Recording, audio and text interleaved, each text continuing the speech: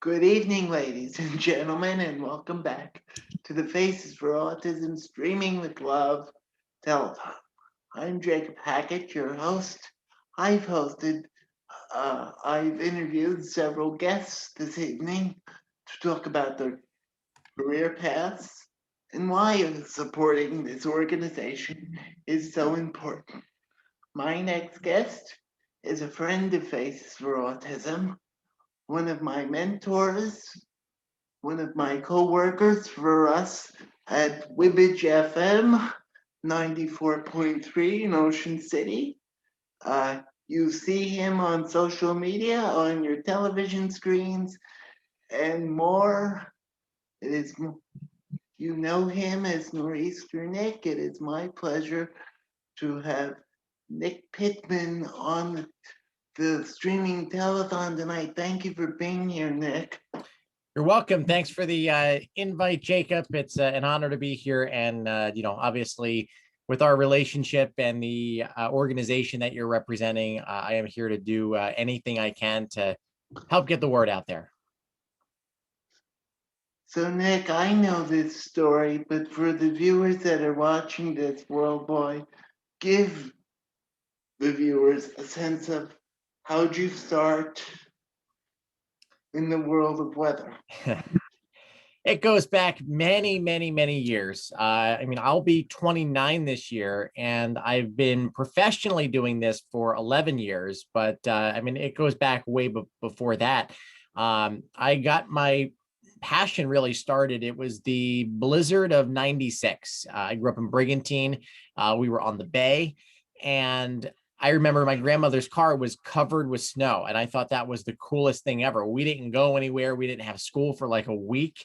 And it was just incredible to see. Aside from that, thunderstorms were always one of the big things I was scared of growing up. And I would hide under my bed up until a couple of weeks ago because I didn't understand what made, Mother Nature tick. I didn't understand that, a thunderstorm's not going to hurt you if you take precautionary measures and whatnot. So that interest was sparked at maybe 5 or 6 years old. That's, over 20 years ago, which is insane to think about. Brigantine Elementary School had a program. Comcast actually came in and built us a TV studio. And I think I was the first year to be involved in the program. And I started doing weather every day. We started off with a paper map on the wall. It was just a Doppler radar that I begged my computer teacher to print out for me. And since it was in like February that he printed it, it had snow on it. So I stood there every day and I told everybody watching, hey, the snow isn't actually here. So over time, we evolved and we built a green screen. I started working with Photoshop graphics, and we were pretty advanced for, being 6, 7 years old. And I had a lot of fun doing that. When I was 10, I auditioned for CBS 3's Kidcaster competition, which at the time, Kathy Orr was the chief meteorologist at CBS 3. I got to meet Tom LeMaine, which fast forward 20 years, I'm friends with. So everything is connected. But the moment I got to go to CBS 3, I won the contest. I was afforded the chance to do weather in front of 3 million people. I knew I wanted to get into broadcast weather, and that is where I set my path forward. Went into high school, continued the program in Hamilton. Again, I was the first class to start that TV program there. And then my teacher, Mr. Josie and Mr. Joseph, they worked together in the same classroom for TV media, urged me, hey, why don't you put a demo video together and just put it out there to the world? And I thought he was nuts. I'm like, I'm 17. Who is going to hire me? Well, a couple of weeks after I sent it out, NBC 40 got back to me and they hired me as their weekend guy. And the rest is history. Unfortunately, when TV 40 closed down in 2014, we all lost our jobs. Michelle was with me. But then we started a new TV newscast later in 2015. That took off. We were there for 4 years. And then in 2019, unfortunately, that ceased operation. So what I'm doing right now is I work for a TV station up in New York. We broadcast for the entire state of New Jersey. Eventually, we're going to get into a South Jersey specific newscast.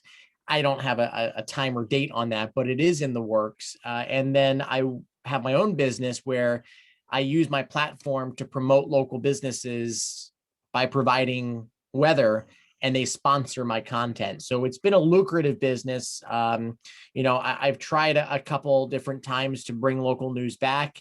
It's just a very tough market to do that in, but I'm very happy with what I'm doing now, and I will always continue to serve the people in South Jersey, the people that gave me a platform.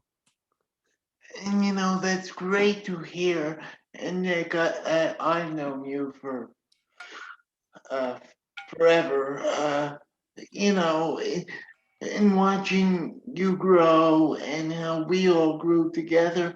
I mean, for those of you watching this that don't know where to start, uh, Nick just gave you a background of his career. If you want to do anything like what Nick's doing, I'm sure he would be happy to help you. Or yeah, I mean, Nick told you he started as a kidcaster with CBS3 and Kathy Orr, and now look, he's doing the weather with us on Wibbage, and he has his own business, and he, he listed some of SNJ, which I was a part of as well. You During know, that, I'm a big believer in paying it forward and helping other people realize their dreams, because when I reflect on my childhood, it wasn't the best. My grandmother raised me. She was a single woman, gave me everything I ever needed, taught me what I needed to know. But when I was 12, she was diagnosed with Alzheimer's, and I had to take care of her. I had to learn how to cook and clean and do dishes and balance a checkbook and all that kind of stuff that you shouldn't have to do at such a young age. Um, for many years, I hid that part of my life because I was ashamed of it. I moved in with my parents when my grandmother's condition got too bad to the point where I couldn't take care of her anymore. And, those early high school years were the worst. My parents weren't people that I was necessarily close with. They weren't people that were loving and caring. And I never felt accepted by them for whatever reason. I slept on my mother's floor. I started working at ShopRite when I was 15. I made $100 a week. I'd have to give $75 of that to them to live there. So those years were very rough on me. And like I said, I used to cover it up. I never talked about the challenges I went through. But as I have grown older, I realized that it's a story that is familiar to a lot of people. It may be the variables are different, the situations are a little bit different, but the one theme remains consistent, that, that perfect family with the white picket fence and the loving parents and the siblings and all that kind of stuff that is kind of painted for you in movies. That's what I thought life was. But going through the school of hard knocks, you realize that, 90% of families are not like that. And everybody has a set of trials and tribulations that they go through, and that shapes them as a person.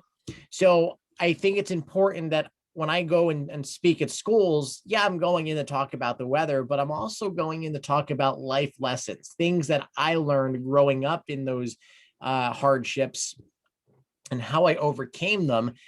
And if I could speak to one or two kids in every school I go to and help change their trajectory, I think I will have done my job. Yes, I'm a weather guy. I do my best to get the weather right every day, help people plan. But when the final day is upon me, God is not going to judge me by, how many times I was right. I'm going to be judged by the work I did in the community. Did I try to make a difference in other people's lives? And if the answer is yes, I think I will be at peace with my actions over the years. And I will always continue to help people out of circumstances. So yeah, I think it is important to evaluate everything that's gone on. And if I can be instrumental in helping people, that's just the cherry on the cake. Yeah, and for those of you that do not know Nick or myself, we come from similar backgrounds and we believe the same things. I believe almost the same things as you do. At the end of the day, when I'm not here anymore, uh, I would like to be remembered as a person who did well for the community, just like you, has given back, you know, brought positivity to people's lives. And you and I have done several speaking engagements together. And, you know, at the end of the day, that's what we're trying to drive home Right. is that, you know, if you can make the impact of someone's life that much better or tell them it's okay to open up, Right. please, that is why Nick and I are here. If you have a story that is so important to tell, please don't be afraid. You're talking to two people who have been through ups and downs in their lives, and we are happy to hear your story. And that is why we are here tonight. We're here to raise awareness. We're here to be there for each other and listen to what we have to say. Right. So, um, tell us, I don't even know this answer, and I've known you for a long time. How did you get involved in the radio world? So, funny story. When NBC 40 was about to close, we knew it was going to happen in December or November, December of 2014. Our station general manager, Roger, was very close friends. I'm sure he still is with Brett D'Onofrio. And I got a random phone call one day from Brett telling me, hey, I didn't know who he was at the time. You know, this is going back 7 years now. My God, jeez, crazy. It is crazy how time flies. So he calls me introducing himself, telling me who he is. And he told me that, look, we like what you do. We know that Dan Skeldon is with Longport Media. How would you feel about doing Weather for Wibbage? So I had a meeting set up with him and Jerry Beebe. And then Rick Francadora, I met sometime down the road, but they explained to me what they wanted me to do. And I mean, it's been 6 full years that I've been doing this with them. It's just, I can't believe it. You know, well, we're all getting older by the day. And look, Wibbage is a great company. It's a family owned and operated company. They care, you know, the DJs are awesome, from Mary to Rick Rock and Jerry and Chris Nagel and John. Who am I forgetting? Ken Schaefer. Ken Schaefer, of course, yes. Yes. But yeah, an incredible amount of talent on that station. And it's nice to be involved. You know, I think our ratings go way up in the summer. A lot of people that come down from Philly know the old Wibbage from back in the day, so they have that connection. And I think we're starting to get into the younger generations now that the format has changed over to more of an 80s rock station. So it's good stuff.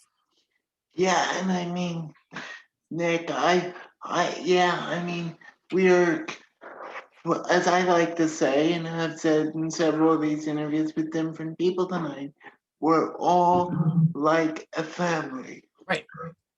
Yeah, we're a family over there at Wibbage FM 94.3. Yeah, I mean, we have all worked together, and if I like to think this, I don't know, if it weren't for yourself, and I'm going to give this person a shout out as well, Ken Schaefer, because he was the one who really backed me and brought me in, because you two saw the stories that I did for ACIT when I Right, was a student at the time, 6 years ago. Crazy right. to think that was that long ago. Anyway, you two saw the stories that I did, and and brought me in, and as they say, the rest is history. And I mean, you you can tell a little bit of my story. I haven't told the story yet of how I got started. Yeah, I remember that night. Ken arranged for you to come over to the studio, and I from what I remember, I have horrible short term memory, but it was a surprise, and Yeah, it was a surprise. you had no idea that you were coming over there, and everybody gathered at the station, and you came in, and I still remember that picture. Like it was yesterday. You were against the microphone, everybody was there, and it was just a great night. And Ken is an amazing individual, a heart of gold, and I'm happy that he connected the dots, and look at where we are now, all these years later. Exactly. Look at where we are. We're all working together, not in any specific circumstances because of COVID, but we all work together. We've all done live broadcasts with each other. I did a couple of live broadcasts with you guys from Reno from home. Yeah. And I'm still working, and yes, Nick is right. A shout out to Ken Schaefer, who brought me along, who saw the potential in me 6 years ago, as did all, yeah, 6 years ago. And look at us now. I'm Right. teaching for the company, I'm working with it. He's got another station, Boss Jock, that he's doing. I'm doing stuff for them. And, I couldn't be happier with the way things have gone because, and I'm going to give another shout out to you and also to our news director Rick Brancadora, because he also said to me last time I saw you in person, would you like to do Wibbage 2020 news for us? And mind you, I'm thinking, oh, me behind the microphone doing the news, this isn't gonna go well. But but I am very lucky to have the three of you as some of the best, not only friends, but teachers, and you're not afraid to give me feedback if something isn't right, because I've had to do several retakes for Rick because I said something wrong, started stuttering on the air. Well, it's something we all go through, and you're just you're learning as you go, and that's really the best way to do it. Yes, so please, friends, Nick has done several events for us over the years at Faces. Please, if you can give $5, give $5. If you can give more than that, give more than that. I will quickly go over the donations, ways to donate, excuse me. Uh, facesforautism.org. There's a site. You can give directly there. Facebook, there's a donate button there. Instagram, Venmo, there's a number. You have Faces for Autism on the Venmo page. Then, then there's a number scrolling across the screen. Please donate. Isabel Mosca, as Nick knows, does phenomenal work, as does her family. If if you don't donate, She can't do all that she does. The runs, the Halloween parties, the prom, Matthew's mission. I know the support groups, and all those wonderful things that we all do 12 months a year, and the organizations that we support as Right. faces. Yeah, I first got involved with Faces for Autism. I think it was 2015 with the Halloween um, contest in Ventnor at the school, and then I came back for the prom that spring season. So seeing in person the way the events go and how much Isabel cares about everybody, it's really a fantastic organization. And look, in times of COVID, fundraising opportunities just dwindled and vanished. This is a great way to show your support through a contribution.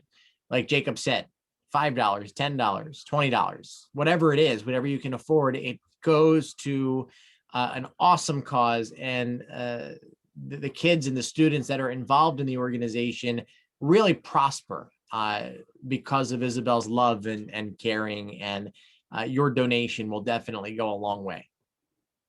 Yes, as Nick said, please donate. If if you would like more information, please visit, as I said, www.facesforautism.org.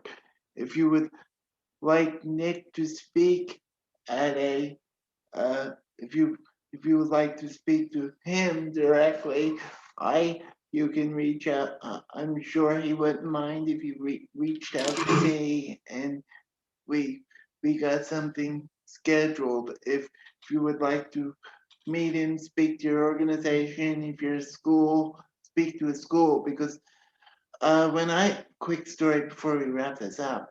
Uh, when I was a senior in high school at ACIT, Nick and Ken Schaefer came in through my, entrepreneurship class, and they did the three of us did actually, a presentation about what it's like running a business, what it's like working in the field of media every day, and the different strategies you have to take. And didn't we also didn't you come into my science class? Yeah, yeah, we did a couple different presentations there. Yeah, yeah. Nick gave a presentation to one of my science classes about climates and things like that. So Right. if you would like to contact Nick about presenting at a school, questions, fundraising, he's very community oriented. Has came down to the Field of Dreams several times to do one-on-one stories and interviews with me. Uh, Still does for the news and for his own business. So if you would like any of that, I would be happy to pass that along. So as Nick said, if you can give $5, if you can give $10, if you can give $100, please, you could change the life of a child, and please make sure that organizations, any organizations that Faces supports, continues to run. Right. Absolutely.